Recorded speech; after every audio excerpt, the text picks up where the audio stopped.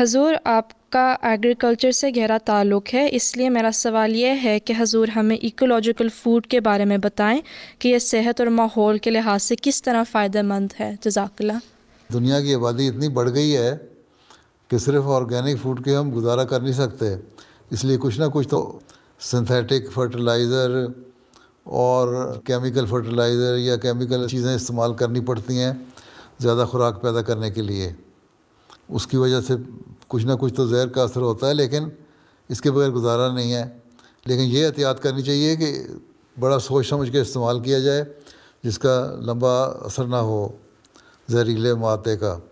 اور پھر اس کے لیے یہ بھی ہے کہ آرگینک سبزیاں یا بعض ایسی سبزیاں جن سے ان کے اثر زائل ہوتے ہیں وہ کھاتے رہنا چاہیے۔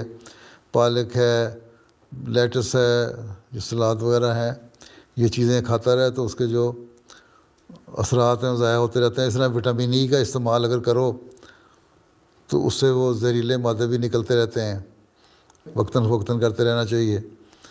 تو مجبوری ہے، مجبوری کے لیے بار استعمال کرنے پڑتے ہیں، لیکن اگر کم کھانا ہے تو ٹھیک ہے، آرگینک فوڈ کھاؤ بے شک، تاکہ نہ جی فصلیں متاثر ہوں کیمیکل سے، نہ تمہارا ماحول متاثر ہو کیمیکل کے بد اثرات سے، نہ زمینیں متاثر ہوں ہیں۔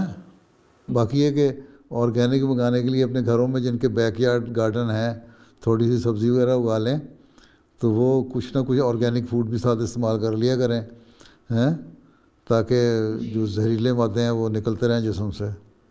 ٹھیک ہے، بیماریاں تو ہیں بعض آئی ہوئی، لیکن ان ساری چیزوں کے باوجود جو ایوریج عمر ہے انسان کی وہ بڑھ گئی ہے پہلے زمانے سے۔ جب آرگینک فوڈ کھاتے تھے اس وقت عمر کتنی تھی اور اب عمر کتنی ہے، تو فائدہ بھی تو ہو رہا ہے نا، بھوکے تو نہیں مر جی رہے۔ ٹھیک ہے، ہاں جی حضور۔ بعض نقصانات ہیں، ان نقصانات سے بچنے کے لیے ایک بیلنس قسم کا استعمال ہونا چاہیے، کیمیکل فرٹیلائزر کا بھی اور دوسری چیزوں کا بھی۔ لیکن یہ ہے کہ کیا نا مکمل طور پہ ہم چھوڑ دیں، اس کو چھوڑ نہیں سکتے۔ اگر بالکل چھوڑ دیا تو پھر تم لوگوں کو سال میں 6 مہینے روزے رکھنے پڑیں گے۔ ٹھیک ہے، چلو۔